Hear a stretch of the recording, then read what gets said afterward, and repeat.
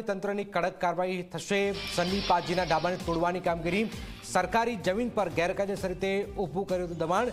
સરકારી જમીન પર દબાણ મુદ્દે અગાઉ નોટિસ મળી હતી। થોડા સમય અગાઉ સન્ની પાજી વિવાદમાં આવ્યો હતો। સન્ની પાજીએ ડેપ્યુટી મેયર નરેન્દ્રસિંહ જાડેજા પર પણ હુમલો કર્યો હતો।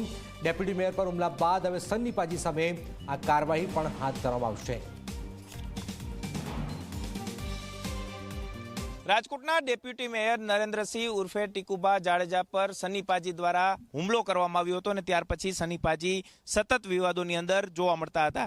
ખાસ કરીને સન્ની પાજીનો જે પરાપીપળિયા નજીક સન્ની પાજીદા ઢાબા હતું તેના પર બુલડોઝર છે તે ફેરવી દેવામાં આવ્યું છે। જે એન્ક્રોચમેન્ટ સરકારી જમીન ઉપર જે કરવામાં આવ્યું હતું તે જિલ્લા કલેક્ટર દ્વારા તેમને નોટિસ આપવામાં આવી હતી। આ નોટિસ બાદ સન્ની પાજી છે કે તે દોષ છે તે કરી દેવામાં આવ્યું છે। સરકારી જે ખરાબાની જગ્યા હોય છે 25 વારિયા પ્લોટ છે તે અહીં ફાળવવામાં આવ્યા હતા, પરંતુ ક્યાંક આ 25 વારિયા પ્લોટની અંદર જે મકાનો છે તે બનવાને બદલે આ પ્રકારે સરકારી જમીન ઉપર તેમને દબાણ છે તે કરી લીધું હોવાનું સામે આવ્યું છે ને તેને લઈને જ આ કડક કાર્યવાહી છે તે હાથ ધરવામાં આવી છે। જિલ્લા કલેક્ટર દ્વારા આ કડક કાર્યવાહી તો હાથ ધરવામાં આવી, પરંતુ રાજકોટ શહેરના અનેક રેસ્ટોરન્ટો છે તે આ પ્રકારે સરકારી જમીનો ઉપર ખડકી દેવામાં આવ્યા છે। ત્યારે જિલ્લા કલેક્ટર હવે કઈ રીતના કાર્યવાહી કરે છે તે જોવું સૌથી મહત્વનું રહેશે।